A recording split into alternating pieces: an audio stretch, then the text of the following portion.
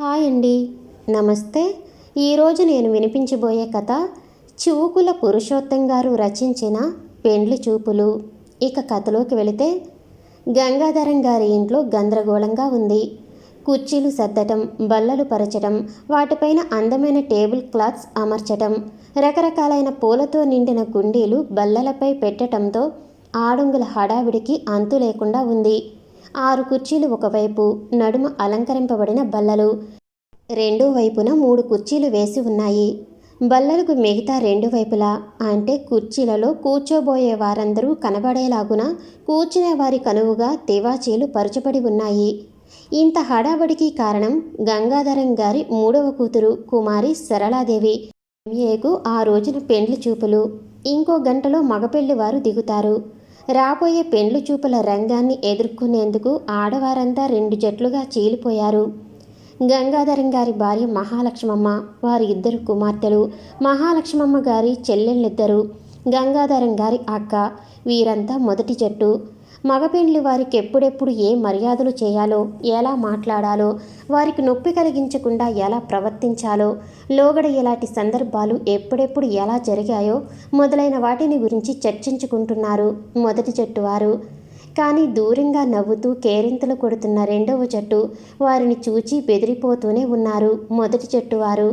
2వ జట్టులో సరళ, శ్యామల, కోమల ఉన్నారు. ముగ్గురు ఎంఏ చేశారు. సరళ లిటరేచర్ అంటే ఇంగ్లీషు, శ్యామల్ హిస్టరీ, కోమల ఫిలాసఫీ. వీరు ముగ్గురు 1వ క్లాసు నుండి స్నేహితులు. వీరి స్కూల్ ఫైనల్ దాకా పూర్తి క్లాస్మేట్స్. బిఏ దాకా లాంగ్వేజెస్లో కలిసేవారు. ఎంఏలో ఎవరికి వారే. రాబోయే పెండ్లి కొడుకును ఎవరు ఏ ప్రశ్నలు వేయాలో, ఆ ప్రశ్నలకు ఉజ్జాయింపుగా నేటి యువకుల నుండి ఎలా సమాధానాలు వస్తాయో ఊహించి అవతలి వారిని సగుబాట్లు చేయటానికి మళ్ళీ ఎలా ప్రశ్నలు వేయాలో తర్కించుకుంటున్నారు. వీళ్ళ ధోరణి చూస్తే పెండ్లి చూపులు ఫలిస్తాయా లేదా అనే ఆత్రత ఉన్నట్టు లేదు. ఈ కాలపు అబ్బాయిలను ఏడిపించటానికి ఇంకో అవకాశం దొరికిందన్నట్లుంది వాళ్ళ స్ట్రాటజీ చూస్తుంటే. ఈ సన్నివేశానికి దూరంగా హాల్లో ఒక మూల గంగాధరం గారు విచారంగా ఈ 2 జట్ల వంక చూస్తున్నారు. ఆయన మనసు పరీక్ష రిజల్ట్ కోసం ఎదురు చూసే విద్యార్థి మనసులాగా ఉంది. గంగాధరం గారు పోయిన నెలలోనే రిటైర్ అయినారు. ఆయనకున్న 2 కొడుకులు సలక్షణంగా పెండ్లి చేసుకుని మంచి ఉద్యోగాలలో పిల్లా పాపలతో ఉన్నారు. పెద్ద కూతుళ్ళిద్దరికీ మంచి సంబంధాలు తెచ్చారు. కట్న కానుకలు ఘనంగా ఇచ్చి మంచి కుటుంబాలలోకే పంపారు. ఆడపిల్లలిద్దరూ హాయిగా కాపురాలు చేసుకుంటుంటే సంతృప్తిగా ఉంది. కానీ ఈ కడగొట్టు పిల్ల సరళయే ప్రాబ్లంగా తయారైంది. ఈ పెళ్ళికి పెళ్లి చేయగలనా అని ఎప్పుడూ ఆయనకు ఆందోళనే. ఈ పిల్ల ఇలాగ పెళ్లి కాకుండా నిలిచిపోతుందేమోనన్న భయం ఆయనను క్షణక్షణం పీడిస్తుంటుంది. పోనీ సరళేమైనా అనాకారా అనుకుంటే అదీ కాదు. నిజానికి తనకున్న 3 ఆడపిల్లల్లో సరళయే చక్కని చుక్క. బారెడు జడ, చారెడు కన్నెలు, పచ్చి పసుపు లాంటి దేహఛాయ, ఒడ్డు పొడుగు అన్నీ మంచి లక్షణాలే. చదువులో సరస్వతి, సంగీతంలో నాట్యంలో అందివేసిన చేయి. ఆ పిల్ల కాలేజీలో యూనివర్సిటీలో గెలుచుకున్న కప్పులకే ఒక స్పెషల్ బీరువా చేయించారు. పోనీ తనేమైనా కట్న కానుకలకు వెనుదీస్తున్నాడా అంటే అదీ కాదు. పిల్ల ఒంటి మీదనే 10 సవర్లుంది. చిక్కాలే గాని కలెక్టర్నైనా కట్నాలతో కొనగలడు. రిటైర్ అవ్వగానే ప్రావిడెంట్ ఫండ్ చాలా వచ్చింది. ఇంకా ఇల్లు పొలం చాలా ఉంది. మరి ఇన్ని విషయాలలో బాగా ఉన్నా ఇప్పటికే సరళకు 6 సంబంధాలు తప్పిపోయినాయి. ఈ 6 సంబంధాలలో ఏ ఒక్కటైనా ఈ కాలపు ఆడపిల్లలు ఎగిరి గంతేసి ఒప్పుకునేవే. కానీ ఏం లాభం? ఆ 6 సంబంధాలలో ఏ ఒక్కటి తనకు నచ్చలేదని చెప్పింది సరళే. వాళ్ళలో ఎవరికైనా తమ సంబంధం నచ్చిందో లేదో కూడా తెలియదు. పెండ్లి చూపులు ఆఖరి ఘట్టంలోనే తనకు ఆ సంబంధం నచ్చలేదని సరళయే చెప్పి తన స్నేహితులిద్దరితోనూ లోపలికి వెళ్ళిపోయేది. తన భార్య మహాలక్ష్మమ్మ మొత్తుకునేది. ఆ శ్యామల, కోమలలే ఆ అమ్మాయికి లేనిపోనివి చెప్పి సంబంధాలన్నీ చెడగొడుతున్నారని. ఆ పిల్లలకు మాత్రం తనేం చెప్పగలడు? గౌనులేసుకునే రోజుల నుంచి తమ ఇంట్లో తిరిగే పిల్లలైరి. నిజానికి సరళ కంటే వాళ్లే తనతో ధైర్యంగా వాదిస్తారు. ఇంత వయసు వచ్చి ఇన్ని పెండ్లిండ్లు చేసిన తననే ఏమీ తెలియని అమాయకుడి కింద మాట్లాడేస్తారు.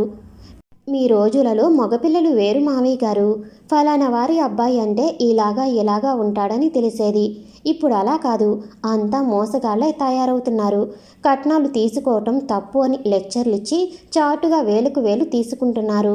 పెండ్లి చూపుల్లో సమాన హక్కులను గురించి అనర్గళంగా ఉపన్యాసం దంచి పెండ్లైన మరునాడు పెండ్లి చూపుల్లో నన్ను సమాన హక్కులు అడిగి అవమానిస్తావా అని దవడ పగలగొడుతున్నాడు. పెండ్లి చేసుకుని 5 ఏండ్లు కాపురం చేసి 2 పిల్లల్ని కని నీ దోవ నువ్వు చూసుకో, నా దోవ నేను చూసుకుంటాను అని ఇంకో పెండ్లికి తయారవుతున్నారు. టెయిలరింగ్ షర్టులోని హృదయం ఎలాంటిదో, జులపాల క్రాఫ్ కింది ఆలోచనలేవో కనుక్కోవటం చాలా కష్టంగా ఉంది. 3 బిడ్డలను కన్న కాలేజీ లెక్చరర్ మొదలు పార్టుపోయిన ఇంటర్ కుర్రవాడి దాకా ఒకటే వేషం, ఒకటే ఫోజు. ఇందులో స్వర్గం చూపేవాడెవడో, నరకంలోకి తోసేదెవరో ఎలా కనుక్కోవటం అని ఈ విధంగా మాట్లాడే పిల్లలను చూసి దిగ్భ్రమ చెందేవాడు గంగాధరం గారు. నిజానికి తండ్రిగా ఈ విషయాలను పరిశీలించవలసిన బాధ్యత తనదే. కానీ ఇన్ని విషయాలు ఆలోచించకుండానే తను 4 పిల్లల పెళ్ళిళ్ళు చేశాడు. ఇంకెన్ని పెండ్లిలలోనో పెద్దరికం నెరపాడు. తను 2వ పిల్ల పెండ్లి చేసి 6 ఏండ్లయ్యింది. ఇన్ని రకాల ఆలోచనలతో నిమిత్తం లేకుండానే అన్ని పెండ్లిళ్ళు చేశాడు. అన్నీ సక్రమంగానే ఉన్నాయి. కానీ ఈ 6 ఏండ్లలోనే కాలం ఎంతగా మారిందా? అమ్మాయిలు చెప్పినలాంటి విషయాలు ఎన్నో పేపర్లలో చదువుతూనే ఉన్నారు. కానీ అది తమ దాకా కూడా రావచ్చా? ఏమైనా ఒకందుకు సంతోషించారు గంగాధరం గారు. పిల్లలు మొత్తానికి సరైన దారిలోనే ఉన్నారు. గోత్రనామాలు, చదువు, సంధ్య, సంపాదన వగైరాలు తెలిసి కూడా ఇంకా పెండ్లి కొడుకులను పరిశీలిస్తున్నారంటే సంతోషించదగ్గ విషయమే. వీరికి పై మెరుగులు చూచి ఏదో కొద్ది పరిచయమో కలిగిన మగపిల్లలను నమ్మి మోసపోరనేది రూఢి. అందుకే తను నిర్లిప్తంగా ఉండగలుగుతున్నాడు. అయినా వీళ్ళ కఠోర పరిశీలనకు ఆగలేని లేక ఈ క్రాస్ ఎగ్జామినేషన్ను అసహించుకునే మగపిల్లలు ఉంటారు కదా. ఈ ఆడపిల్లల ఆశయాలు మంచివే అయినా పద్ధతి కొంత తీవ్రంగా ఉన్నట్లనిపించింది గంగాధరం గారికి. ఎట్టకేలకు ఒక నిర్ణయానికి వచ్చి, అమ్మ సరళ, మీరు 3 ఇలా రండి అని పిలిచారు గంగాధరం గారు. పిలిచారా మామయ్య గారు అంటూ శ్యామల సరళను కోమలను లాక్కుని వచ్చింది. ఇంతలో మహాలక్ష్మమ్మ గారు కూడా మాటలాడేది సగంలో ఆపేసి పరుగు పరుగున గంగాధరం గారి దగ్గరికి వచ్చింది. ఈసారైనా పిచ్చి పిచ్చి వేషాలు వేసి ఈ సంబంధం కూడా చెడగొట్టొద్దని మీ ముద్దుల కూతురికి గట్టిగా చెప్పండి అని తన కోపాన్ని, నిస్సహాయతను వెళ్ళగక్కింది మహాలక్ష్మమ్మ గారు. అలాగే లేవే అని మహాలక్ష్మమ్మతో అని పిల్లలతో, అమ్మాయిలు చూడండి, ఈ కుర్రాడు చాలా బుద్ధిమంతుడని విన్నాను. ఎంఎస్సి ఫస్ట్ క్లాస్లో పాస్ అయి పిహెచ్డి కూడా తీసుకున్నాడు. చిన్నప్పటి నుండి అన్ని క్లాసులలో ఫస్ట్ మార్కులే. తాను క్లాసు పుస్తకాలు తప్ప రెండవవి సామాన్యంగా ముట్టుకోడట. 1000 రూపాయలపైనే సంపాదన కూడా అన్నారు గంగాధరం గారు. శ్యామల అందుకుని ఒట్టి పుస్తకాల పురుగన్నమాట అంది. మామయ్య గారు బట్టి విక్రమార్కుడా ఏమిటి అన్నది కోమల. అమ్మాయిలు, మీరు సంగతి మర్చిపోకూడదు. సైన్స్ సబ్జెక్టులో ప్రతిసారి ఫస్టులో వచ్చేవాళ్ళు చాలా శ్రమపడి చదవాలి. వాళ్ళకు మీలాగా ఏ పుస్తకాలు పడితే అవి చదివి పరీక్షల టైంలో కొద్దిగా చదివి ఆన్సర్ పేపర్స్లో గ్యాస్ కొట్టి ఏ థర్డ్ క్లాసో సెకండ్ క్లాసో తెచ్చుకోవటం కుదరదు. అందువల్ల సైన్స్ వాళ్ళకు ఆర్ట్స్ వాళ్ళకంటే ఓ పాలు జనరల్ నాలెడ్జి తక్కువేననుకోండి. అంత మాత్రాన సైన్స్ వాళ్ళు మీ అందరికంటే తీసిపోయిన వాళ్ళు కాదు. కాబట్టి మీ లిటరేచర్, హిస్టరీ, ఫిలాసఫీలో ప్రశ్నలు వేసి ఆ కుర్రాడిని హడలు కొట్టకండి. అయినా కుర్రాడు ప్రయోజకుడు అన్నారు గంగాధరం గారు. ఆ మాత్రం మాకు తెలియదా మామయ్య గారు? సబ్జెక్టుల్లో ఎందుకు ప్రశ్నలు వేస్తాం? ఆ అబ్బాయి మటుకు సైన్స్లో ప్రశ్నలు వేస్తే సరళ మటుకు ఏం చెప్పగలదు అన్నది కోమల. శ్యామల అందుకుంది. సరళేమో మౌనంగా ఉండి బహుశా అది ఆ అబ్బాయి గారి వివరాలు తెలుసుకుని లోపల ఒప్పేసుకుందేమో, మనం అనవసరంగా జోక్యం కలుగు చేసుకుంటున్నామేమో అంది. కోమల సరళ వంక ఓరగా చూస్తూ శ్యామలతో, మీ మొహం అదేం కాదు, అన్ని ప్రశ్నలు వేయవలసిందే. అతనిచ్చే సమాధానాల సరళి మనకు నచ్చితేనే మిగతా విషయాలు అన్నది సరళ ధైర్యంగా. అంతలోనే అందుకున్నారు మహాలక్ష్మమ్మ గారు. ఏమిటే మీరు ప్రశ్నలు వేసేది? ఆ అబ్బాయి మీకంటే 3 క్లాసులు ఎక్కువే చదివాడు. 1000 రూపాయలు సంపాదిస్తున్నాడు. నేను పెళ్లి చేసుకునేటప్పుడు మీ నాయన బిఏ పోయిన పార్టుతో కుస్తీ పడుతున్నారు. అయినా సరళ, నీకేం తెలుసు ప్రపంచం పోకడా? ఏవో ముష్టి 4 కథలు, ఒక నవల రాసినంత మాత్రాన, వాడినెవడో తలకు మాసినవాడు అచ్చు వేసినంత మాత్రాన ప్రపంచాన్ని, జీవితాన్ని ఔపాసన పట్టినట్టు మాట్లాడతారు మీరు నోరు మూసుకుని వాళ్ళు అడిగిన ప్రశ్నలకు నమ్రతగా సమాధానం చెప్పు అన్నది సరళ వంక ప్రత్యేకంగా చూస్తూ. కోమల శ్యామల వంక చూసి చూడనట్లుగా. చూడు నాన్న అమ్మ అన్నది సరళ బేలగా చూస్తూ. గంగాధరం గారు అందరినీ ఒకసారి చూశారు.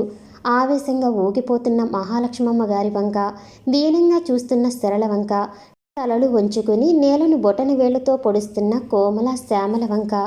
ఇదిగో నువ్వు పెండ్లి వారికి ఏమేం కావాలో చూడు, వీళ్లకు నేను సర్ది చెబుతాగా.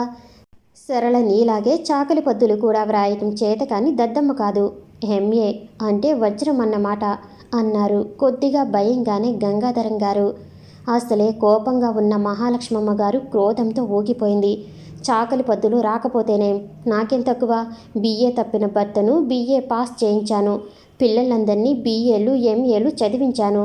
ఏది వీళ్ళను ఇలాగే కాపురాలు దిద్దుకుని చూపించమనండి, అప్పుడు ఎద్దేవాళ్ళు ఎగతాళాలు. నన్ను మా వాళ్ళు బడికి పంపితే ఇలాంటి ఎంఏలు సంవత్సరానికి ఒకటి పాస్ అవుదును అంటూ వెళ్ళబోయి మళ్ళీ తిరిగి అందుకున్నారు. మీరు ఏం సర్ది చెబుతారో ఏమో, ఈ వచ్చేపోయే వాళ్ళకు కాఫీలు టిఫిన్లు నేను సప్లై చేయలేను. ఇదే ఆఖరు. ఈ తడవ ఇలాంటి పెళ్లి చూపులంటూ ఇంకా ఎవరినైనా తెస్తే నేను పెద్దాడింటికి ఎడతాను. హోటల్ నుంచి అన్నీ తెప్పించుకుని రోజుకో సంబంధం చూసుకోండి అబ్బా కూతుళ్ళు అంటూ విసవిస నడిచిపోయినారు మహాలక్ష్మమ్మ గారు వంటింట్లోకి. గంగాధరం గారు ఆమె వెళ్ళిన వైపు చిరునవ్వుతో చూశారు కొంతసేపు. ఆ అమ్మాయిల ముగ్గురు గంగాధరం గారి నిర్ణయం, ఆదేశం ఎలా ఉంటాయో అనుకుంటూ బెరుగ్గా చూస్తున్నారు. సరళ, దాని మాటలు పట్టించుకోకండి. దాని హృదయం అమృతం. కాకుంటే ఆ అమృతాన్ని మాటల్లో చూపే నేర్పు లేదు. అది సరే, నా సలహా ఏమంటే, నీకు లోగడ ఇచ్చిన స్వాతంత్ర్యాన్ని కొద్దిగా, అదే చాలా కొంచెంగా అంటే అడ్జస్ట్ చేద్దామని ఉంది.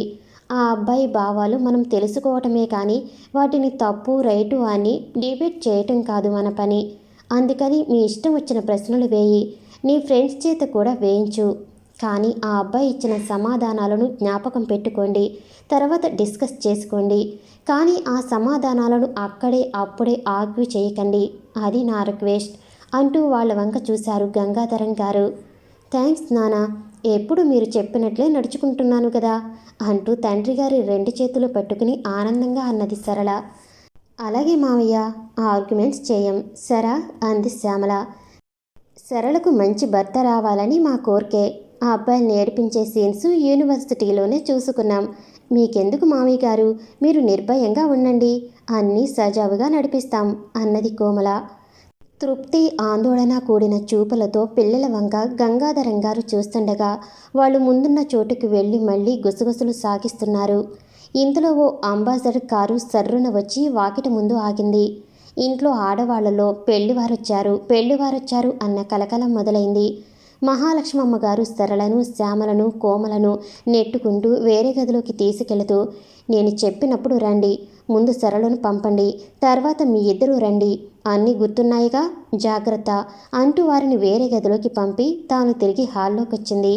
ఇంతలో కారులోంచి గంగాధరం గారి పెద్ద కుమారుడు శోభన్, పెద్దలుడు నరేంద్ర కారు ముందు సీట్లో నుండి దిగి వెనక వైపు తలుపు తెరిచి, ఇక్కడే దిగండి అంటూ వినయంగా తలుపు పట్టుకుని నిలుచున్నారు. కారులోంచి 2 మగవాళ్ళు, ఒక ఆడామే దిగి హాల్లోకి వస్తున్నారు. గంగాధరం గారు హాల్లోంచి వాకిట్లోకి వచ్చి పెండ్లివారిని ఆహ్వానించారు. పెండ్లివారిలో ఒక ఆయన, నమస్కారం మామయ్య గారు, ఈవిడ మా అమ్మగారు, వీడు నా తమ్ముడు విష్ణు అని పరిచయం చేశాడు. అదేమిటోయ్ రాజు, మీ నాన్నగారు రాలేదా అన్నారు గంగాధరం గారు. లేదండి, వారు అర్జెంటు పని ఉండి విజయవాడ వెళ్ళారు, క్షమించమని మీకు చెప్పమన్నారు అన్నాడు రాజు. పరస్పర కుశల ప్రశ్నలతో వారినందరూ ఆహ్వానించి ఆసీనులను చేశారు గంగాధరం గారు. ఓ 5 నిమిషాలు పిచ్చాపాటి మాటలాడిన తర్వాత గంగాధరం గారు అన్నారు, అమ్మాయిని పిలిపించమంటారా? అలానే కానివ్వండి అన్నారు రాజు. వెంటనే మహాలక్ష్మమ్మ గారు లేచి హాలులో నుండి గదిలోకి వెళ్ళారు. 5 నిమిషాల తర్వాత మహాలక్ష్మమ్మ గారు సరళను ముందు నడిపించుకుంటూ హాల్లోకి వచ్చారు. గంగాధరం గారు కుర్చీలో కూర్చున్న పెండ్లి కుమారుడు పార్టీ వారిని పరిచయం చేశారు. వారు సుశీలాదేవి గారు పెండ్లి కుమారుడు విష్ణువర్ధన్, వారి అన్నగారు రాజేశ్వరరావు గారు అంటూ. సరళ అందరికీ ఒక నమస్కారం చేసింది. విష్ణువర్ధన్ గబుక్కన లేచి ప్రతి నమస్కారం సరళ కుక్కదానికే చేశాడు. ఆడవాళ్ళంతా మెచ్చుకోలుగా పెళ్లికొడుకు వైపు చూస్తుండగా మహాలక్ష్మమ్మ గారు సరళను వాళ్ళకి ఎదురుగా ఉన్న కుర్చీలో కూర్చోబెట్టి సరళ జడ పమిట మెడలో దండలు సర్దసాగింది. 2-3 నిమిషాలు నిశ్శబ్దంగా ఉంది. ఎవరు ఎలా ప్రారంభించాలో ఎవరికీ తెలిసినట్టు లేదు. అందరికీ నిశ్శబ్దం కష్టంగానే ఉంది. మహాలక్ష్మమ్మ గారు, శ్యామల, కోమల, ఆ టిఫిన్లు ఇలా పట్టరండమ్మా అని కేకేశారు. పిలుపు పూర్తయిందో లేదో శ్యామల కోమల 2 పెద్ద ట్రేల నిండా స్వీటు హాటు వేరువేరు పేట్లతో తెచ్చి అందరి ముందు ఉంచుతున్నారు. ఇంతలో గంగాధరం గారి పెద్దమ్మాయి కల్పించుకుని తన భర్త నరేంద్రతో మాట్లాడుతున్నట్లుగా, చూడండి, ఈ కాలంలో చదువుకున్న పిల్లలు పరస్పరం ప్రశ్నించుకుంటామని, పెండ్లి చూపులలోనే ఒకరి అభిప్రాయాలు ఒకరు తెలుసుకుందామని అనుకుంటున్నారు మరి అంటూ ఆర్దోక్తిలో అన్నది. వెంటనే రాజు అందుకుని, అలా చేద్దాం, అసలు నన్ను అడిగితే అదే చాలా ఉత్తమం అంటాను. వారు పరస్పరం ఇప్పుడే అన్ని విషయాలు మాట్లాడుకుంటే అందరికీ మంచిది అంటూ వాళ్ళ అమ్మ వైపు గంగాధరం గారి వైపు మార్చి మార్చి చూశాడు. ఆమె తన చిరునవ్వుతో ఆమోదముద్ర తెలుపుగా, గంగాధరం గారు, పరస్పరం తెలుసుకోవటం మంచిదే, కానీ ఇవి పెండ్లి చూపులని, కాలేజీలో డిబేటు కాదని తెలుసుకుంటే మంచిది అంటూ సదభిప్రాయంగా చూశారు సరళ వైపు. అంతవరకు అచ్చు పాతకాలపు పెండ్లి కూతురులాగా తలవంచుకుని కూర్చున్న సరళ ధైర్యం చెబుతున్నట్లుగా తండ్రి వంక చూచి పెండ్లి కుమారుడి వైపు మొదటిసారిగా చూచింది. జులపాల క్రాఫు మెడ మీద బెత్తుడు కిందికి దిగింది. సైడ్ బన్స్ చెవికి బెత్తుడు కిందికి పోయినాయి. క్లీన్ షేవ్డ్ ఫేసు, మీసాలు బొత్తిగా లేవు. కుర్రాడు చూడటానికి సన్నగా ఉన్నాడు. నిలుచుంటే 6 అడుగుల పొడవు ఉండవచ్చుననిపిస్తుంది. శరీర ఛాయ పచ్చగా ఉంది. ముఖం పలచగా ఇంకా పసితనం వదలనట్లు కనిపిస్తున్నది. Full hands shirt, bell bottom pant, pointed shoes. ఏ సినిమా హాలు దగ్గర చూచినా ఇలాంటి వాళ్ళు చాలామంది కనిపిస్తారు. సామాన్యంగా పెండ్లి చూపులకు వచ్చిన వారు ఫుల్ షూట్లో వస్తారు. కానీ ఈ కుర్రాడిలా రావటంలో అర్థం ఏమిటి? సింపుల్గా ఉండటమా, లేక క్రానిక్ హిప్పీజియమా? ఏటూ తేల్చుకోలేక ఏ భావం లేని చూపులతో సరళ విష్ణును చూస్తుండగా విష్ణు కూడా ఆమె వంక చూచాడు. క్షణంలో సగం వారి చూపులు కలుసుకున్నాయి. విష్ణువునే ముందు చూపులు మరల్చుకున్నాడు. సరళ మనస్సులో కలుక్కుమంది. నిరసన భావమా, లేక ఆడవాళ్లతో చూపులు కలిపే నేర్పు గాని అలవాటు గాని లేకపోవటమా? ఇలా సరళ తర్కించుకుంటుండగానే రాజు అన్నాడు, మా వాడికి ఇంటర్వ్యూ అనుభవం లేదు. వాడికి PhD రాగానే ఒక ఎలక్ట్రానిక్ కంపెనీ వారు నేరుగా ఉద్యోగంలోకి చేరవలసిందిగా ఆర్డర్స్ పంపారు. ఎందుకంటే వాడి సబ్జెక్టు మన దేశంలో చాలా అరుదు. అలాగే పెండ్లి కూడా ఎలాంటి ఇంటర్వ్యూలు లేకుండానే చేసుకుందామంటాడు మావాడు. ఒక వ్యక్తిని అర్థం చేసుకోవటానికి ఒక జీవితకాలం చాలదు. 5 నిమిషాల్లో గ్రహించేదేముంది అంటాడు. అయినా నేను మా నాన్న, ఒరే, కాలానికి అనుగుణంగా పోవాలే కానీ వ్యతిరేక్తంగా నడుచుకోకూడదు అంటే మా మాట విని ఈ పెండ్లి చూపులకు ఒప్పుకున్నాడు. నిజానికి వీడికి ఇదే మొదటి ప్రయత్నం. సరళ ముఖాన నెత్తురు చుక్కలేదు. కోమల శ్యామల భుజాలు తడుముకున్నారు. తమను ఎక్కిరిస్తున్నారేమోననుకుంది సరళ. కానీ రాజు ముఖంలో అలాంటి అనుమానాలకు తగిన సాక్ష్యం లభించినందుకు సర్దుకుని కూర్చున్నది. మహాలక్ష్మమ్మ గారి ముఖం చేటంత అయింది. ఇంతటి బుద్ధిమంతుడైన పిల్లాన్ని ఇంతకు ముందు చూడలేదనుకుంది. తనకే గనుక పెద్దను ఉన్నట్లయితే సరళ తరపున తనే పిల్లవాడు నచ్చాడని చెప్పేది. కానీ ఈ మాయ చదువులొచ్చి ఆడపిల్లలు బరి తెగించారు. వెంకటేశ్వర, నాయన, దీని నోట మాట రాకుండా వాగ్బంధం చేయించు తండ్రి అని మొక్కుకున్నది. ఇంతలో విష్ణువర్ధన్ అన్నాడు సరళతో, MAలో మీ సబ్జెక్టు ఏమిటి? లిటరేచర్, ఇంగ్లీష్ లిటరేచర్ అన్నది సరళ. చాలా మంచి సబ్జెక్టు, కానీ నాకు చాలా కష్టంగా ఉండేది. BAలో ప్రోజు, పొయట్రీలో ఒక 25 మంచి కవుల సెలక్షన్స్ ఉండేవి. కవి రాసింది 4 మాటలైతే 4 పేజీలు కవి జీవితాలు చదవాలంటే బోర్ కొట్టేది.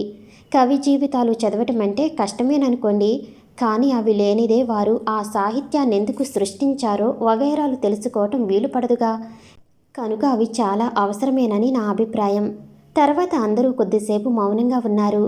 మహాలక్ష్మమ్మ గారికి ఒక్కటే అర్థమైంది. ఆ అబ్బాయి ఎడ్డెం అంటే ఆ అమ్మాయి తెడ్డెం అన్నదని. మళ్ళీ విష్ణువర్ధన్ అన్నారు, మీ గురించి చాలా విన్నాను. మీకు ఎక్స్ట్రా కరికులర్ యాక్టివిటీస్లో మంచి ప్రావీణ్యం ఉందని. నాకు సంగీతం అంటే చాలా ఇష్టం. ఒక పాట పాడతారా? ఏం పాట పాడమంటారు అంది సరళ. ఏదైనా సరే ఒక పాట పాడండి అన్నాడు విష్ణు వినయంగా. పాట పాడమంటారా, కీర్తన పాడమంటారా కొంటిగా అన్నది సరళ. విష్ణు బిత్తరపోయినాడు. అన్న వంక అమ్మ వంక బిక్కమొహం వేసి చూశాడు. మహాలక్ష్మమ్మ కళ్ళు నిప్పులు కురుస్తున్నాయి. వాటి సెగ సరళకు తగిలినట్లుంది. అమ్మ వైపు చూడకూడదని నిర్ణయించుకుంది. కోమల విష్ణుకి సహాయంగా అంది. చూడండి విష్ణువర్ధన్ గారు, మరోలా అనుకోకండి. సరళ అభిప్రాయం ఏమిటంటే పాట అంటే ఏదైనా ఆధునిక గేయం అని, కీర్తన అంటే శాస్త్రోక్త సంగీతం అని. కానీ విష్ణువర్ధన్ ఇంకా తేరుకున్నట్లు లేదు. శ్యామల మరికొంత సాయం చేయదలుచుకున్నది. మా సరళ గేయాలు పాడగలదు, పాట కచేరీలు చేయగలదు. కచేరీ మొదలెట్టిందంటే ఏకబిగిని 1 గంట అలా పని చేయగలదు. కనుక మీరు ఏదో ఓ పాట పాడండి. అంటే 1-2 గంటలు దాన్ని బాధ పెట్టడం ఏం బాగుంటుంది చెప్పండి. అందుకని అలా అడిగింది. అదీగాక దానికో నియమం ఉంది. ఎవరైనా పాట పాడటం అంటే అది ససేమీర ఒప్పుకోదు. ఆ పాటను అడిగేవారు ఆ పాట పూర్తిగా చదివి వినిపించాలి. ఆ రాగమేదో తాళమేదో కూడా చెప్పాలి. శ్యామల ఇచ్చిన వివరణతో విష్ణువర్ధన్ ఇంకా అయోమయంలో పడ్డట్టున్నాడు. ఏమండి, మీ స్నేహితురాలు చెప్పింది నిజమేనా? అవునండి, అంతా నిజమే. అలాంటి నియమం ఎందుకు పెట్టుకున్నానంటే అందరూ ఓ పాట పాడమంటారు. వారికేవి నచ్చుతాయో తెలియదు. వారు ఒకటి ఊహించుకుని నేనొకటి పాడితే ఏం బాగుంటుంది? అంటే పాట పేరు, రాగం, టెక్స్ట్ చెప్పాలన్నమాట. అంతేకాదండి, వ్రాసిన కవి పేరు, తాళం కొద్దిగా కవి జీవితం కూడా చెప్పాలండి. నాకు సంగీతంలో ప్రవేశం లేదండి. అంటే కనీసం మీకు నచ్చిన పాటలు కూడా లేవా? ఏవో కొన్ని ఆధునిక గేయాలు, సినిమా పాటలు, కానీ ఏ పాట పూర్తిగా రాదు. ఇక వ్రాసిన కవులు, వారి చరిత్రలు హోప్లెస్. ప్రేక్షకులంతా ముసిముసిగా నవ్వుకుంటున్నారు. పెండ్లి పార్టీ వారి ముఖాలు ముడుచుకున్నాయి. గంగాధరం గారి 2 చేతుల్లోకి తలకాయ వచ్చి మెల్లగా వాలిపోయింది. ఏ క్షణాన సరళ నాకు నచ్చలేదని చెప్పి వెళ్ళిపోతుందో అని అందరూ బిత్తరగా చూస్తున్నారు. కానీ సరళ అలాంటి ప్రయత్నం ఏమీ చేయలేదు. పైగా ఇందాకటి సిగ్గుతెరలు ఒకటొకటి తొలగిపోయినాయి. ఇంట్రెస్ట్ ఎక్కువైనట్లు ఆ అమ్మాయి ముఖంలో దాగున్న చిరునవ్వు తెలుపుతున్నది. శ్యామల, కోమల సరళ ముఖం చూడగానే వాళ్ళు గుండెల్లో రాళ్లు పడ్డాయి. సరళ ఈ ఫోజులో ఉన్నదంటే పెండ్లి కొడుకు 3 చెరువుల నీళ్లు తాగాడన్నమాటే. సరళే ధైర్యంగా అంది. చూడండి, పర్వాలేదు, ఎంత చిన్న పాటైనా సరే నా నియమాలకు లోబడి చెప్పండి, పాడతాను. సారీ, చెప్పాను కదా నాకే పాటలు రావని. ఒక్క చరణం కూడా పూర్తిగా రాదు. అయితే తెలుగు, హిందీ హిట్ సాంగ్స్ ఏదో 1-6 చరణం వచ్చును. మీ నియమాలు చూస్తే నాకేమీ రావని చెప్పటం మంచిది. ఇలా అంటుండగానే విష్ణువర్ధన్ కళ్ళు తళుక్కున మెరిశాయి. అయితే మా నియమాలకు లోబడి ఒక పద్యం చెప్పగలను అన్నాడు విష్ణు. పెళ్ళికొడుకు పార్టీ వాళ్లకు ప్రాణాలు లేచి వచ్చినాయి. నిజానికి సరళ ఫ్రెండ్స్ తప్పిస్తే ఈ వరకే అందరూ పెండ్లికొడుకు పార్టీలో చేరారు మానసికంగా. నరేంద్ర, శోభన్ వెంటనే ఒత్తిడి చేశారు సరళని. ఆమె తరపున విష్ణుతో అన్నారు, అలాగే చెప్పండి, ఆ పద్యం పాడిస్తాము. ఏమండి, ఒప్పుకున్నట్లేనా అన్నాడు విష్ణు. పద్యం పాడమన్నారు. సరే, ఏ రాగంలో పాడను అన్నది సరళ కొద్దిగా విరళంగా. కొద్దిగా ఆలోచించి విష్ణు అన్నాడు, చూడండి, నాకు సంగీతంలో ఏమీ ప్రవేశం లేదు. అయినా ఒక్క విషయం ఖచ్చితంగా తెలుసు. సంగీతంలో 2 రకాలను స్పష్టంగా తప్పు లేకుండా చెప్పగలను. 1 గార్ధబ స్వరం, 2 కోకిల స్వరం. ఇప్పుడు నేను చెప్పబోయే పద్యానికి కవి వేమన. ఈయన ఆంధ్రుడు, కులము రెడ్డి. ముందు భోగిగా ఉండి తర్వాత యోగిగా మారాడు. పద్యం పేరు ఉప్పు కప్పు రంబు. మీకు కంప్లీట్ చాయిస్.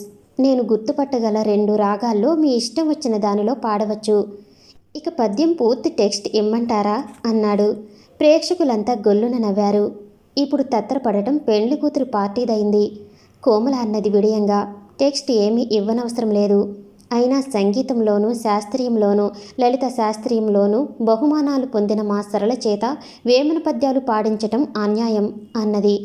విష్ణువర్ధన్ దూర్తగోపాలునిలా, పోనివ్వండి, మీ నియమాలకు లోబడి నాకున్న సంగీత జ్ఞానం అంతా. మీ నియమాలను శిరసా వహించాను. అయినా కూడా పాడనంటే మీ ఇష్టం. మీరు పాడటానికి నిరాకరించినా ఏమీ అనుకోను అన్నాడు మాగ్నామస్గా. శ్యామల అందుకుని, పోనివ్వండి విష్ణువర్ధన్ గారు, సరళే తనకిష్టమైన పాట పాడుతుంది అన్నది ఆశగా. అమ్మమ్మ, ఇంత త్వరగా నియమాన్ని ఉల్లంఘిస్తే ఎలాగండి? ముందు నా రిక్వెస్ట్, తర్వాత సెలక్షన్ అన్నాడు విష్ణు. అప్పటికి గాని తాము తీసిన గోతిలో తామే పడ్డామని గ్రహించలేదు సరళ. చుట్టూ ఆడవాళ్లు పెండ్లి కొడుకు వేసిన ప్రాక్టికల్ జోకుకు సంతోషిస్తున్నారే కానీ పెండ్లి కొడుక్కి సంగీతంలో ప్రవేశం లేదని ఎవరి కొరవ ఉన్నట్టు లేదు.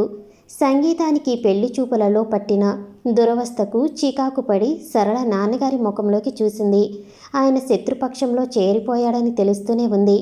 ఇలా చికాకు పడటం సరళకి ఇదే ప్రథమం. అయినా మనసు రాయి చేసుకుని పోనీ ఆ పద్యంలోనన్నా కమ్మగా పాడదామంటే తీరా ఈ విష్ణువర్ధన్ ఈ ఔరంగజేబు వారసుడు. నేను చెప్పిన మొదటి రాగం ఇదే అంటే ఇంకా గొల్లున నవ్వరు. లిల్లిపుట్లకు చిక్కిన గలివర్లా ఉంది సరళ అవస్థ. శత్రుపక్షంలో చేరిన పరమశత్రుపక్షి పెదబావుగారంటున్నారు. పాడు సరళ. ఆఫ్టర్ ఇంత చిన్న పద్యం పాడలేకపోయావంటే ఇందాకటి నుంచి నువ్వు నీ స్నేహితులు సంగీతం గురించి మాట్లాడినదంతా గ్యాస్ అనుకుంటారు. సరళకు వణుకు పుట్టింది. తన సంగీత ప్రావీణ్యాన్ని వేమన పద్యంతోనా నిరూపించుకునేది? కర్మ, ఇంకా నాట్యశాస్త్ర చర్చ వచ్చింది కాదు. జ్యోతిలక్ష్మి డాన్సు చేయమంటే చచ్చిన చావే అయ్యేది. అందులోనైనా జాగ్రత్త పడాలి. పాడమ్మా, ఎంతసేపు అన్నారు గంగాధరం గారు. సరళ కంటికి పెండ్లు కొడుకు విలన్ లాగా కనపడ్డాడు. చుట్టూ చేరిన బంధువులంతా ఆ విలన్ సైనికులలాగా కనిపించారు. పోనివ్వండి, అసలు ఏ పాట వద్దు, ఇచ్చిన మాట తప్పారని నేననను అంటున్నాడు విష్ణు. ఉప్పు కప్పు రంబు ఎత్తుకున్నది సరళ. మాటలు తడబడ్డాయి. కంఠం వణికింది. 3-4 పాదాలు కాస్త సాఫీగా బయటపడ్డాయి. కళ్ళు మూసుకుంది. నెత్తిన పిడుగుపడిందనే అనుకున్నది. ఇది నేను చెప్పిన మొదటి రకమే అన్నాడు విష్ణు అనుకున్నది. ఇంత అద్భుతంగా పాడతారనుకోలేదు. చాలా మధురంగా ఉంది మీ గొంతు. ఇలా ఉంటుందని తెలిస్తే 100 పాటలైనా ఒప్పచెప్పేవాణ్ణి, కవి జీవితాలతో సహా అన్నాడు విష్ణువర్ధన్. అమ్మయ్య, బతికానురా. ఇక జీవితంలో ఎవ్వరిని ఏడిపించకూడదనుకుంది సరళ. బెరుకుగా పెండ్లి కొడుకు వైపు చూచింది. ఇందాకటి మాట పట్టింపుల ఛాయలు లేవు విష్ణు ముఖంలో. తన పద్యం తాలూకు సంగీతంలోని మధురిమలను నెమరవేసుకున్నట్లు కనిపిస్తున్నది. పోయినసారి త్యాగరాజు ఉత్సవాలలో ఆ అమ్మాయినే పిలిపించుకున్నారు ఈ సంఘం వారు అన్నది మహాలక్ష్మమ్మ. ఇలాగైనా ఆ అమ్మాయి చేత ఒక త్యాగరాజ కీర్తన పాడించి పెండ్లివారిని మురిపించాలనుకుంది. కానీ కోమలి ఈ సంగీతపు రసాభాసను, సరళ ఆందోళనను, వణుకును గ్రహించి విషయం మార్చదలుచుకుంది. చూడండి విష్ణువర్ధన్ గారు, స్త్రీలకు విద్య అవసరమా అనవసరమా అనేది పాత స్లోగన్. చదువుకున్న స్త్రీలను గురించి మీ అభిప్రాయం ఏమిటి? చూడండి, అలా పాయింట్ బ్లాంక్గా అడిగితే చెప్పటం కష్టం. నాకు స్వయంగా అభిప్రాయాలంటూ ఏమీ లేవు. ఏదో అలాగా పెళ్ళైన స్నేహితులు మాట్లాడేదాన్ని బట్టి, సినిమాలు కథలను బట్టి నేను అనుకునేదేమంటే విద్యావంతులైన స్త్రీలు మన దేశానికి అత్యవసరం. వారు గొప్ప దేశభక్తులు, స్నేహితులుగా మంచివారు, పౌరులుగా అద్వితీయులు, తల్లులుగా చెల్లెళ్ళుగా ఉండదగిన వారు. కానీ చెప్పండి సరళ అందుకుంది. కానీ భార్యలుగా తగరని చాలామంది అంటుంటారు. భార్యలుగా ఎందుకు తగరట? తేరుకుని తీవ్రంగా ప్రశ్నించింది సరళ. నేను చెప్పాను కదండి, నాకంటూ స్వయంగా ఏ అభిప్రాయం లేదు, కానీ మా మగవాళ్ళు అలా అనుకుంటుంటారు. అదే మీ మగవాళ్ళకున్న జబ్బు. చదువుకున్న భార్యల చేత ఇంట్లో వంట చేయించి, బజార్లో ఉద్యోగం చేయించి, అడపాదడపా మగవాళ్ళు ఇంటికి తెచ్చిన ఆఫీసు పని చూస్తూ ఉన్నా కూడా మీ మగవాళ్ళిలా చదువుకున్న ఆడవాళ్లను అనడం అన్యాయం, అక్రమం. ఊగిపోయింది సరళ. మీరన్నదంతా కరెక్ట్, కానీ సంపాదన సహాయాలెప్పుడు మగవాళ్ళను ఆకట్టుకోవండి. భార్య అంటే గిల్లి కజ్జాలు పెట్టుకోకుండా ఉండటం, వినయంగా అనురాగంగా ఉండటం, వైవాహిక జీవితంలో భర్త లీడర్షిప్ అంగీకరించటం, ఇవి కలిగిన భార్య కోసం మగవాడు ఏమైనా త్యాగం చేయగలడు. అవే పాత భావాలంటే. భార్య అయినంత మాత్రాన మగవాడికి వినయం ఎందుకు చూపాలి? భర్తతో సమానంగా సంపాదించలేని దానికైతే తప్పదు. భర్తలాగా సంపాదించే భార్యకు సమాన హక్కులుండాలంటాను. స్త్రీ అయినా పురుషుడైనా ప్రతి వ్యక్తికి సమాన హక్కులుండాలంటాను. అదే మా ఆడవాళ్ళు పడే పొరపాటు. స్త్రీ పురుషులు కేవలం వ్యక్తులుగా ఉన్నప్పుడు సమాన హక్కులు ఉండాల్సిందే. అసలు ఇప్పటికే ఆ దశకు మనం వచ్చాం. ఏ స్త్రీ అయినా వ్యక్తి హోదాలో ఏ పురుషునికి భిన్నంగా లేదు. అక్కడ ఎవరు వినయాన్ని చూపటం లేదు, ఆశించటం లేదు. కానీ అలాంటి ఇరువురు వ్యక్తులు భార్యాభర్తలుగా ఏర్పడినప్పుడు ఇద్దరి వ్యక్తిగతమైన స్వేచ్ఛలకు పరిమితి ఏర్పడుతుంది. కానీ వారి వారి మనస్తత్వాలను బట్టి స్త్రీకే ఎక్కువ పరిమితులుంటాయి. సగంలో అందుకుంది సరళ. అదే అన్యాయం అంటాను. భార్యాభర్తలైనా సమాన హక్కులు ఎందుకుండరాదు? స్త్రీకే ఎందుకెక్కువ పరిమితులు విధించాలి? ఇలాగ పరిమితులంటూ ఎవరో విధించినవి కావు. అసలు వివాహం అనేదే పురుషుడికి ఒక బంధం. స్త్రీకి నూతన స్వేచ్ఛాయుత జీవితం ఏ కాలంలోనైనా ఇంతే. మిమ్మల్ని తీసుకోండి. ఉదాహరణకు, వివాహితులైన మీ అక్కల కంటే మీరు ఎక్కువ స్వాతంత్రం అనుభవిస్తున్నారా? మా అన్నయ్యను తీసుకోండి. వాడు పెండ్లికి ముందు ఎంత స్వేచ్ఛగా తిరిగేవాడు. ఏక్దమ్మున రెండాటలు సినిమా చూసి కాకా హోటల్లో బిస్కెట్లు తిని ఫ్రెండ్ రూమ్లో పడుకునేవాడు. మా అమ్మ గునిసినా మా నాన్న అంటుండేవాడు, పోనీవే ఇంకెన్నాళ్ళు తిరుగుతాడు, సంపాదించుకుంటున్నాడు, తిరగని అనేవాడు. పెండ్లయింది, వాడి పని ఖాళీ. 6 దాటి ఇంటికి వస్తే పెండ్లానికి ఎక్స్ప్లెనేషన్ ఇవ్వాలి. వెనుక నెలకు 30 సినిమాలు చూసేవాడు. ఇప్పుడు 10 సినిమాలతోనే సరిపెట్టుకుంటున్నాడు. వెనుక రారాజీ అంటుండేవారట, తీవ్రవాదులు ఎక్కువ మంది బ్రహ్మచారులు, వాళ్ళకి పెళ్ళిళ్ళు చేస్తే తీవ్రవాద ఉద్యమం చెప్పబడుతుంది అని. కాబట్టి పురుషులకు వివాహంతో స్వేచ్ఛ పోతుంది. ఆ వివాహంతోనే మరికొంత స్వేచ్ఛను సంపాదించుకున్న భార్య వచ్చింది. మొదలు సమాన హక్కులను ఆ పోరాటం మొదలెడితే మగవాళ్లకు చిర్రెత్తుకొస్తుంది. మీరు చెప్పిన స్త్రీ పురుషుల స్వేచ్ఛలు వివాహానికి ముందు తర్వాత అనేవి ఎంతవరకు సబవో నాకు తెలియదు, కానీ వివాహం కాగానే స్వేచ్ఛకే ఎక్కువ పరిమితులుండాలి అన్నారు. కాదని నేనన్నాను. ఆ పాయింట్కి మీరు సమాధానం ఇవ్వలేదనుకుంటాను. నేను చెప్పినట్లు ఈ పరిమితులు ఒకరు విధించినవి కావు. ఇది ఒక నేచురల్ అనుకుంటాను. చూడండి, నిన్న మొన్నటి దాకా నేను ఒక స్వేచ్ఛాజీవినే. ఓ అయ్య దగ్గర 1000 రూపాయలు జీతానికి కుదురుకున్న నాకు ఈ స్వేచ్ఛ పోయినట్లే ఫీల్ అయ్యాను. కానీ 1000 రూపాయల జీతాన్ని, పోయిన స్వేచ్ఛను తూచి చూస్తే జీతం డబ్బులే ఎక్కువ తూగాయి. కనుకనే ఉద్యోగం చేయగలుగుతున్నాను. మా ఆఫీసరు నాలాగా స్వతంత్ర భారత పౌరుడే. అతను చెప్పినట్లు నేను నడుచుకోవాలి. అతడు నాకివ్వవలసిన ఆదేశాలు క్రమబద్ధమై చట్టసమ్మతం కావలసి ఉన్నప్పటికీ నిజ జీవితంలో ఎప్పుడూ తద్భిన్నంగానే జరుగుతుంది. అతను ఏ కొద్దిగా హద్దు మీరినప్పటికీ తోసివేసుకుని పోవాల్సిందే, కానీ ప్రతి విషయానికి పేచీ పడలేను. లేక అదే నేనొక సైంటిస్టునై ఆ పని ఇంకొకరు ఈ దేశంలో చేయలేరనుకోండి, ఇక ఆఫీసర్లంతా నా చుట్టూ తిరుగుతారు. ఏమంటే కోపం వచ్చి ఫారిన్ వెళ్తానని భయపడి. అయితే ఈ రకంగా ఆఫీసర్లను భయపెట్టే ఉద్యోగులు చాలా అరుదనుకోండి. అలాగే హోమ్రిక్ సిలిమిలో భార్యాభర్తలను ఊహించుకుంటే నా భావాలను అర్థం చేసుకోగలుగుతారు అన్నాడు విష్ణు. ఏమైనా చెప్పండి, భార్యాభర్తల సంబంధాలను ఆఫీసరు కింది ఉద్యోగాలతో పోల్చడం వెగటుగా ఉంది. అదీ కాక ఇంకా ఎల్లకాలము భర్త ఆఫీసర్, భార్య కింది ఉద్యోగిలా ఉండటమే మీ ఆశయమా అన్నది సరళ. నిజం ఆలోచిస్తే ఇంకా కొన్ని తరాల వరకు ఇలాగే సాగుతుందేమో. ఇందాక చెప్పినట్లుగా భర్తలను లొంగదీసుకునే భార్యలున్నారు. తను చెప్పినట్లు వినకపోతే పుట్టింటికి పారిపోతామని లేదా బావిలో దూకుతామని అనే ఆడవాళ్ళు లేకపోలేదు. అయితే వారు బహు కొద్దిమంది మాత్రమే. భర్త మాట వినకపోతే వదిలేస్తామని భార్యలను బెదిరించేవారే ఎక్కువ. ఏతావాత తేలవచ్చేదేమంటే, ఎవరు ఈ దాంపత్య బంధాన్ని నిర్భయంగా సులువుగా తెంచుకోగలరో వారికే సంసారంలో డామినేషన్.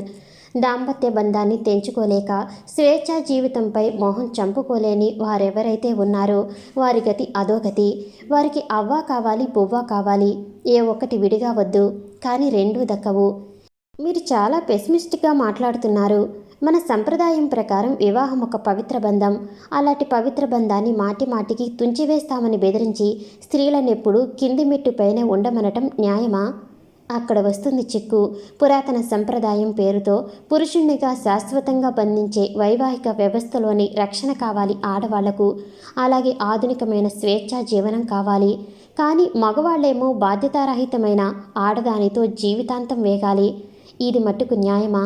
ఏనాడైతే ప్రతి భార్య తన భార్యత్వాన్ని స్వాతంత్ర్యం కొరకు త్యాగం చేయగలదో ఆనాడే స్త్రీకి నిజమైన స్వేచ్ఛ ఉంది.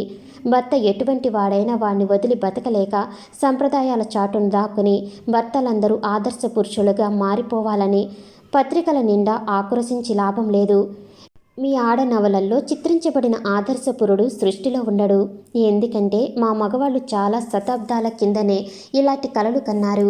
అంటే అప్సరసలను సృష్టించుకున్నారు. వాళ్ళకెప్పుడు 30 ఏళ్ల వయసేనన్నారు. ఆ దేవతా స్త్రీకి అన్నవస్త్రాలు ఇవ్వనవసరం లేదు. టాయిలెట్ సామాన్లు కొని ఇవ్వనవసరం లేదు. రోజంతా శ్రమించి హాయిగా భోజనం చేసి అలా పిల్లను గ్రోవి ఓదగానే దివి నుండి భువికి దిగి వస్తుంది దేవత.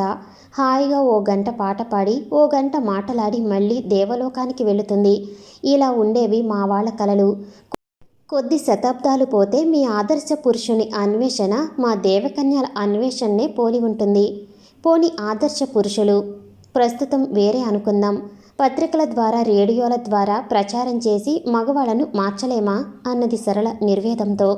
యుగ యుగాలుగా అన్ని మతాల వారు దొంగతనాలు, హత్యలు, వ్యభిచారం నశించాలని బోధిస్తున్నారు కదా. అవి ఏమైనా రూపుమాసిపోయినావా? ఆదర్శ పురుషులు, ఆదర్శ స్త్రీలు అనే ఊహా చిత్రాలు అపురూపమైనవి. అణువిజ్ఞానం, అద్వైత వేదాంతాలంగా మీరెంత ప్రచారం చేసినా ఆ అపురూపమైన విషయాలు నూటికో కోటికో ఏ ఒకరికో మాత్రమే అబ్బుతవి.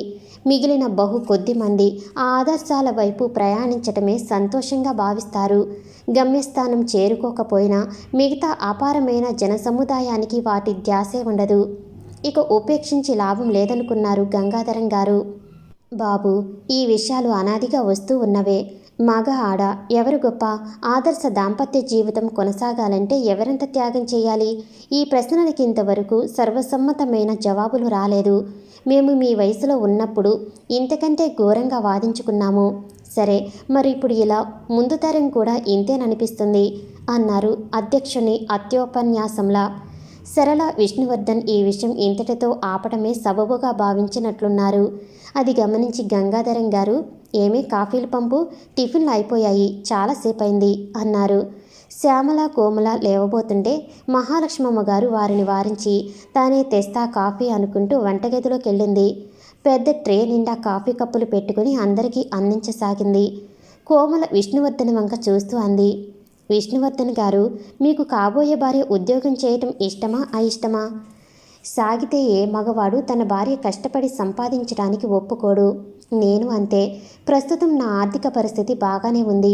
ముందు ముందు కుటుంబ బాధ్యతలు పెరిగి ఇంకొకరి సంపాదన అవసరమయ్యే పరిస్థితులలో తప్పక భార్య చేత ఉద్యోగం చేయిస్తాను.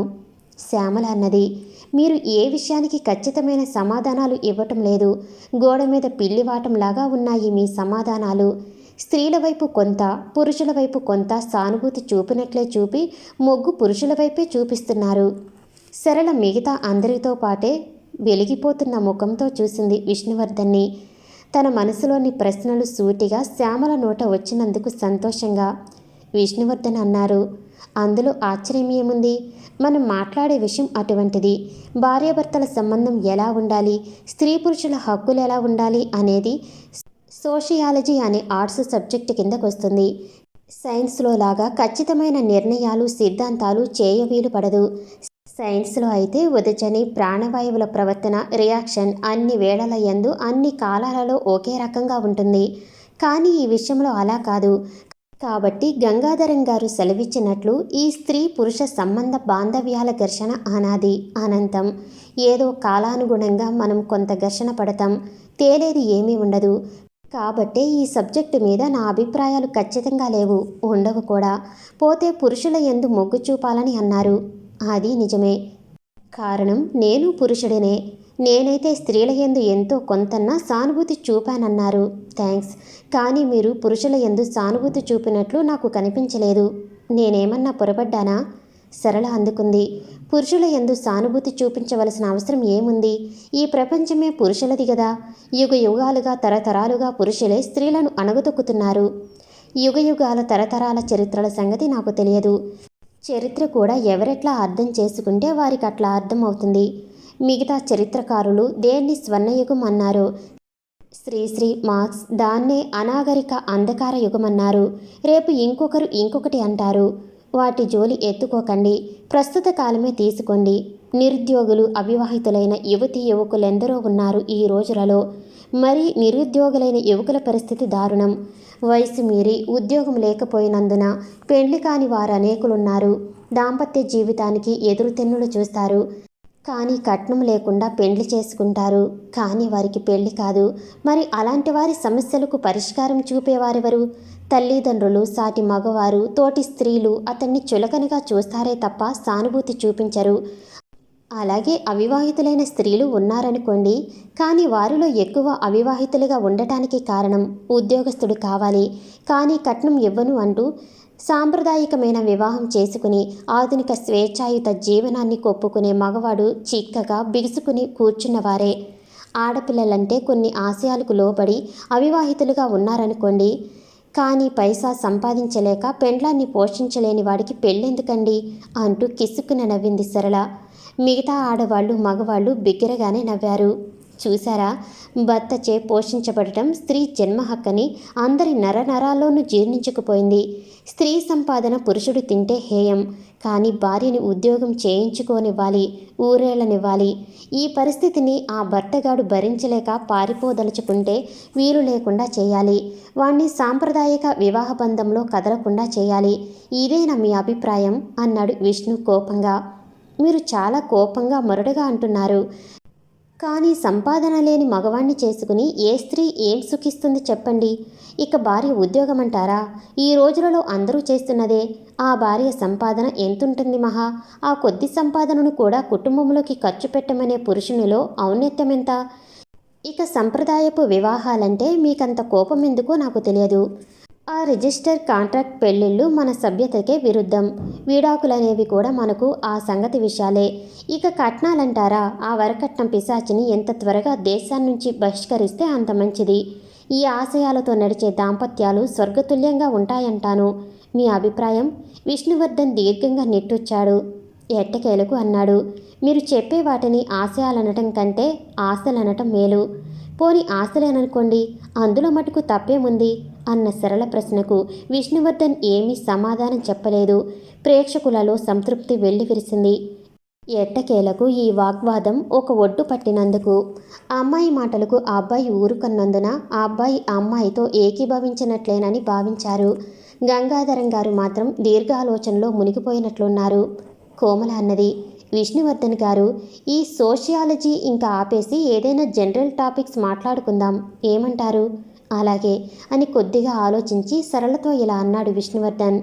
ఆటం బాంబులు ఎలా తయారు చేస్తారండి? సరళ చెప్పింది. సైంటిఫిక్గా నేను చెప్పలేను అనుకోండి, అయినా పత్రికలు వాటిల్లో ఉండే విషయాలు చెబుతాను. అలాగే కానివ్వండి. సైన్స్ చదువుతున్న మాకే అసలు రహస్యం తెలియదు, జనరల్గానే చెప్పండి.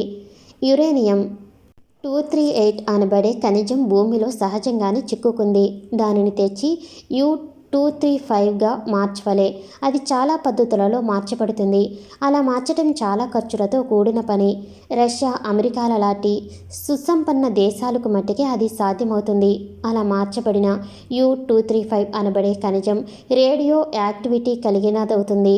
అది ఒక క్రిటికల్ మ్యాన్కు చేరగానే చైన్ రియాక్షన్ల వల్ల ఆటం బాంబుగా పేలి అపారమైన శక్తి విడుదల అవుతుంది.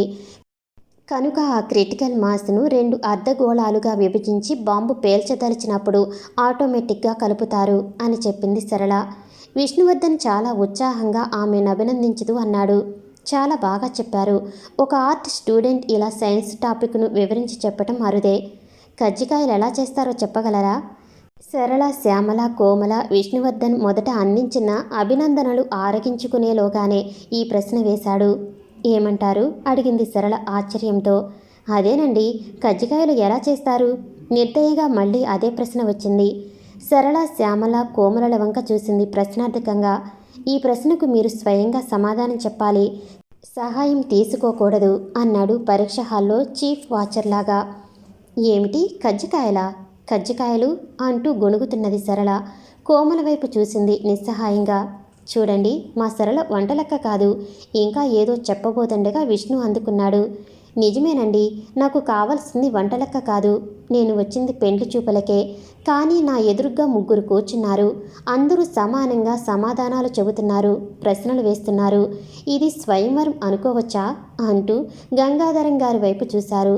మహాలక్ష్మమ్మ చెంగున లేచి కోమల, శ్యామలను వెంట పెట్టుకుని లోపలి గదిలోకి తీసుకెళ్ళింది. రాజు మందలించాడు తమ్ముణ్ణి. ఒరే, ఏమిటా పిచ్చి మాటలు అని. ఇంతలో గంగాధరం గారు, అది కాదు బాబు, ఏదో ఆడపిల్ల కదా అని తోడుగా స్నేహితురాలను కూర్చోబెట్టాము అంతే అన్నారు నసుకుతూ. చూడండి, నేను పెండ్లి కాని కుర్రవాణ్ణి. ఆ పైన 3తో ఆర్గ్యూ చేయాలంటే కష్టం కదండి. అదీ కాక ఈ పెండ్లి చూపుల తతంగం నాకిదే ప్రథమం అన్నాడు సౌమ్యంగా విష్ణువర్ధన్. సరళకి ఈ మాటలు తగలరాని చోట తగిలాయి. ఇతనికి తనింతవరకు 6 మార్లు పెండ్లి చూపులలో పాల్గొన్నానని తెలుసునా అనుకుంది. కోమల, శ్యామల పక్కనే లేకపోవటంతో బెరుకు పట్టుకుంది. ఎప్పుడూ ఎలా జరగలేదు. పోయిన 6 పెండ్లి చూపుల వారు ఈ పాయింటే లేవదీయలేదు. ఇతడెవడో గడుసుపిండంలా ఉన్నాడు అనుకుంటున్నది. ఇంటికి కజ్జికాయలు ఎలా చేస్తారో చెప్పారు కాదు. మళ్ళీ అందుకున్నాడు విష్ణు. కజ్జికాయలండి. మరేనండి, కజ్జికాయలు మొదట చక్కెర, కొబ్బరి, ఇంకా ఏమో మళ్ళీ బెల్లం, జీలకర్ర సగంలో తుంచి విష్ణు. జీలకర్ర బెల్లం నాకు తెలిసినంత వరకు ఏ పిండి వంటలో కలపరు. అయినా జీలకర్ర బెల్లం కలిపే ముందు కలపవలసినవి చాలా నేర్చుకోవాలిలేండి అన్నాడు వ్యంగ్యంగా. అంతా గొల్లున నవ్వారు. వాళ్ళెందుకు నవ్వుతున్నారు సరళకు అర్థం కాలేదు. ఆలోచించింది. వెదవ జీలకర్ర కలిపి చావరు కాబోలు కజ్జికాయల్లో అనుకుంది. ఎప్పుడో ఒకసారి స్నేహితురాలి ఇంట్లో తిన్నది కజ్జికాయలు. సారీ, నోరు జారింది. జీలకర్ర కాదు, చక్కెర, బెల్లం, కొబ్బరి, శనగపప్పు కలిపి దంచి ముద్దలు చేసి శనగపిండిలో ముంచి కాగే నూనెలో వేసి వేగినాక దించుతారు. ఈ మాటలతో అందరూ పగలబడి నవ్వారు. గంగాధరం గారు, మహాలక్ష్మమ్మ గారు తప్ప. మళ్ళీ పొరపాటు పడ్డాననుకుంది సరళ. స్నేహితురాలి ఇంట్లో తిన్న కజ్జికాయలు మళ్ళీ ఒక్కసారి జ్ఞాపకం చేసుకుని ఫైనల్గా చెప్పేద్దామనుకుంది. ఇంతలో తళుక్కున ఒక ఆలోచన వచ్చింది. Very very sorry. ముద్దలను అర్ధచంద్రాకారంలా చేయాలి. ఇందాక శనగపిండి అని చెప్పాను కదండి, అది తప్పు. గోధుమ పిండిని బజ్జీల పాకంలో తడిపి అర్ధచంద్రాకారపు ముద్దలను పిండిలో ముంచి కాగే నూనెలో వేయాలి అన్నది. ఒక్క మహాలక్ష్మమ్మ గారు మినహా అందరూ మళ్ళీ పడి నవ్వుతున్నారు. గంగాధరం గారు కూడా నవ్వక తప్పలేదు. మహాలక్ష్మమ్మ గారు విష్ణువర్ధన్ తల్లిని ఉద్దేశించి అన్నారు. ఏమిటోనండి వదిన గారు, ఈ హైదరాబాదే కాపురం పెట్టాక పల్లెటూరు పిండి వంటలు పూర్తిగా మర్చిపోయాము. ఎప్పుడూ పిల్లలతో రెండో సహాయం లేక అవస్థ పడేదాన్ని కదండి. ఎప్పుడూ ఉప్మా, మైసూరు పాకులు తప్ప ఏమీ చేయలేదు. ఆ అమ్మాయికి వంట బాగానే వచ్చును. ఎప్పుడైనా ఇరుకు ఇబ్బంది అయితే ఆ అమ్మాయే కదా మాకు వండి పెట్టేది. విష్ణు, దానిదేముందిలేండి, ఇదంతా జనరల్ నాలెడ్జి అంటారు. అంటే తెలుసుకుంటే చాలు, చేయనవసరం లేదు. అందాక సరళ గారు ఆటం బాంబులు చేయటం ఎంత బాగా చెప్పారు. అవన్నీ మీరు ఇంట్లో తయారు చేయించి నేర్పరానా? అదీగాక నాకు ఆటం బాంబులు బొత్తిగా సహించవు. కజ్జికాయలంటే భలే ఇష్టం అన్నాడు క్రీగంట సరళను చూస్తూ చిరునవ్వు నవ్వుతూ. సరళ వంచిన తల ఎత్తలేదు. విష్ణు అన్నాడు మళ్ళీ. సరళ గారు, నేనేమైనా మీ మనసును గాయపరిస్తే క్షమించండి. ఏదో కాసేపు జోక్గా మాట్లాడాము. మనం ఎంత సీరియస్ సబ్జెక్టును గురించి మాట్లాడినా ఈ లోకం దాని పాటికది పాత పుంతలు వెంటపోతూనే ఉంటాయి. చూచాం. ఇందాక కానీ సంపాదన లేని యువకుడు వైవాహిక జీవితానికి అనర్హుడని నిశ్చింతగా నిర్దయగా నవ్వేశారు. కజ్జికాయలు చేతగాని ఆడదన్నా అంతే ఎగతాళి చేస్తారు. వివాహం అనేది పరమ స్వార్థపూరితమైన ఒక వ్యవస్థ. ఎవరు ఎవరిని వివాహం చేసుకుంటే ఎక్కువ ఆనందం కలుగుతుందో ఆలోచించుకుని చేస్తారు. కానీ ఆశయాల కోసం ఎవరూ పెండ్లి చేసుకోరు. ఎవరైనా కులాంతర మతాంతర వివాహాలు చేసుకుంటున్నారంటే అది ఇద్దరు విభిన్న కులస్తుల పచ్చి స్వార్థానికి నిదర్శనం కానీ ఆదర్శానికి కాదు. ఆ ఆదర్శానికి ఎంతమంది బలి అయినా వాళ్ళు లెక్క చేయరు. ఎవరు మెచ్చినా గమనించరు. నమస్తే, వెళతాను అంటూ వాళ్ళ అమ్మను అన్నను ఉద్దేశించి లెండిపోదాం అని అందరి వైపు చూస్తూ నమస్కరించి బూట్లు టకటకలాడించుకుంటూ వెళ్ళి వాకిట్లో అంబాసడర్ దగ్గరికి వెళ్ళి నిలబడ్డాడు విష్ణు. అందరూ దిగ్భ్రాంతులై వెళ్లే విష్ణువర్ధన్ని చూస్తున్నారు. ఇంత హఠాత్తుగా అయిపోతుందని ఎవరూ ఊహించలేదు. సరళ వెళ్లే విష్ణువర్ధన్ వంక ఆశ్చర్యంగా పెద్ద కళ్ళు చేసుకుని చూస్తూ ఉండిపోయింది. ఆమె ముఖమంతా అసంతృప్తి పరుచుకుని ఉంది. ఇంకా గంటలు గంటలు మాట్లాడదామనుకుంది. తెలుసుకోవలసిన విషయాలు చాలా ఉన్నాయి అనిపించింది.